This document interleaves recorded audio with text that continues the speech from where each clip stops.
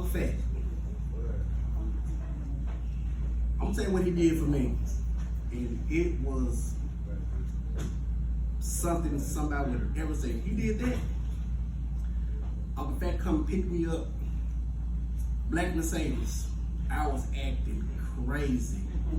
I was acting up. I remember that briefcase. Uncle Fat come pick me up one day, and I'm riding with him, He couldn't see. He was looking at. I took my glasses off and I gave it to him. And he looked at those glasses. He said, "Oh," he said, "Nephew, I can see." I said, "I don't see these glasses."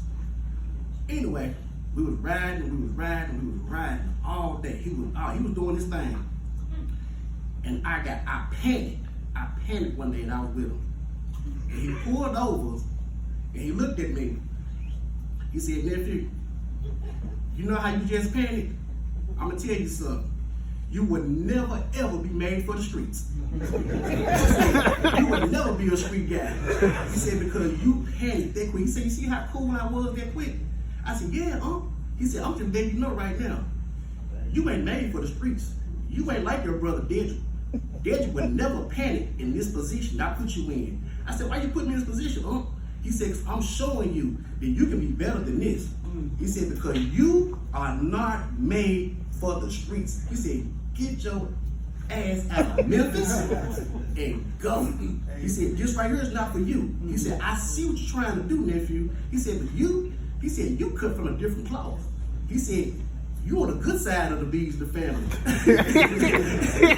He said, "But you, this right here is not you." He said, "Nephew, I'm telling you." He said, "I love you." He said, "This is what I want you to do." He said, "I want you to go do what you need, what you are made for." He said, "You was cooking one day." He said, "And that was the best smell of food I ever smelled in my life." He said, "I don't know what you was doing in the kitchen." He said, "But you did good." Now I looked at him, I said, "For real?" I said, "You smelling that good?" He said, "Nephew, man, just go, just do what you gotta do." He said, "But I just don't want you to be in these streets." He said, "Because it's something about you."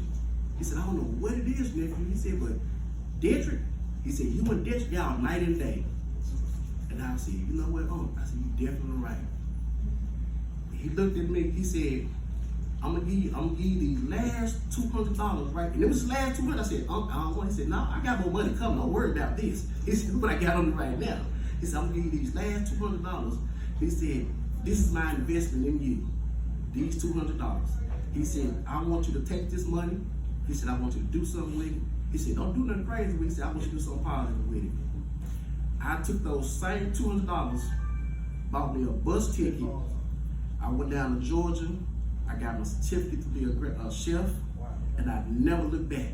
Never looked back. I took those same $200, and now I'm an executive chef because of him. All right.